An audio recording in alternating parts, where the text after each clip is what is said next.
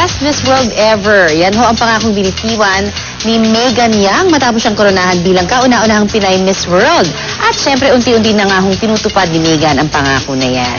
At sa kabila po ng kanyang tinatamasang tagumpay ngayon, ano pa kaya ang mahihiling ng isang Megan Yang? Nasa kanya na lahat. Oo nga. Panoorin niyo pong aking one-on-one interview with Miss World 2013, Megan Yang. Right mga kapuso, mga kasama po natin, Miss World 2013, Megan Yang. Megan, so far, ano ang pinaka-matamis at masarap na karanasan mo sa Miss World? Siguro ito na yun, yung pagtanggap ko ng medalya galing sa House of Representatives. Dahil ako yung pangatlo pa lang na nabibigyan nila ng karangalan na to. Overwhelming itong mga pagbabago sa buhay mo. Paano mo pinaghandaan at napaghahandaan itong mga pagbabagong hinaharap mo? Go with the flow. Siguro, ang para sa akin, maging positive na lang. Positive outlook. Sa totoo lang, oo. Ang totoo nakakapagod, isipin mo wala kang tulong. Pero pagkatapos ng lahat ng ginagawa mo sa araw na yun, ang nagbibigay ng lakas talaga sa akin, yung mga tao na nakapalibot. May gusto ka bang baguhin sa sinabi mo o sa naging performance mo nung araw na sumaba ka sa kompetisyon?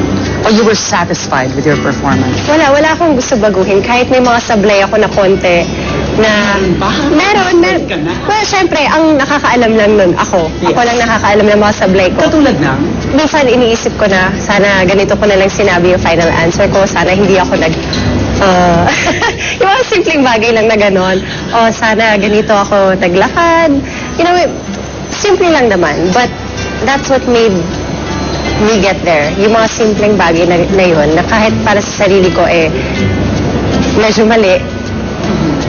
That's what makes it. That's what makes it that night happen. You mentioned you wanted to become the best Miss World. How will you do that? You give that 100% when it's right then and there. No matter what. Hindi ka kailangan magtira. May kulang pa ba sa pangarap mo? Parang ngayon, parang sunod-sunod yung dating. Ano pang pinapangarap ni Megan?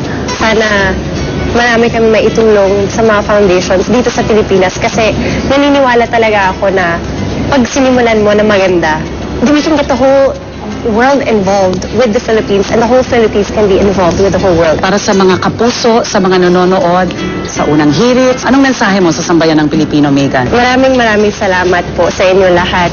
Isang malaking karangalan na manalo ng Miss World and I appreciate every single thing that people send my way because it's not just for me. I'm not just representing the Philippines but I'm representing the Filipinos and everyone else around the world. So, thank you so much. Alright, Miss World 2013, Megan Yang. Maraming salamat. Salamat sa ganda. At sa karangalan na binigay mo sa Pilipinas. Thank you po.